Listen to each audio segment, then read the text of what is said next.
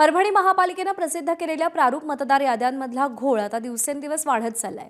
परभणी शहरातील प्रभाग क्रमांक 4 मध्ये तर चक्क यूपी बिहारच्या जवळपास 67 मतदारांची नोंदणी झाल्याचा प्रकार उघडकीस आला।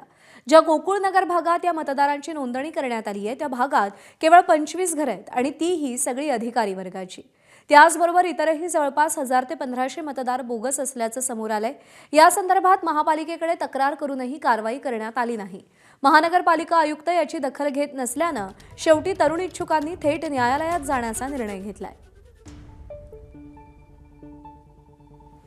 त्या प्रभाग क्रमांक 4 मध्ये असं निष्पन्न झालं की यूपी बिहार यातल्या लोकांचे नाव आढळले आणि ते 1683 नाव ही प्रभाग क्रमांक 5, प्रभाग क्रमांक 3, प्रभाग क्रमांक 15, प्रभाग क्रमांक 10 इथली नावं सुद्धा प्रभाग क्रमांक 4 मध्ये आणलेली आहे। संबंधित याचा खुलासा आणि याच्या पुराव्यांनिशी आम्ही महानगरपालिका यांना दाखल सुद्धा केलं। संबंधित आयुक्त यांना बी भेटलो, ही बाब निदर्शन आणून दिली। आता हा जो मतदान कार्ड आहे हे आहे ब्रिजेश कुमार, याचा जे ॲड्रेस आहे गोकुळनगरमध्ये फक्त 22 घर आहेत। आमच्या माहितीस तो तिथं कोणीही ब्रिजेश कुमार राहत नाही, तर याच्यासोबत जवळपास अजून भरपूर नावं आहेत, ते आम्ही उघडकीस आणू। यूपी बिहारचे नावं जे आहेत हे प्रशासनाचं लक्ष कुठे आहे?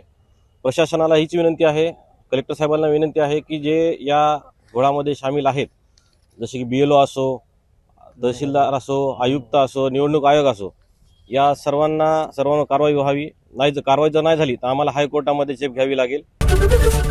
ABP माझा, उघडा डोळे बघा नीट।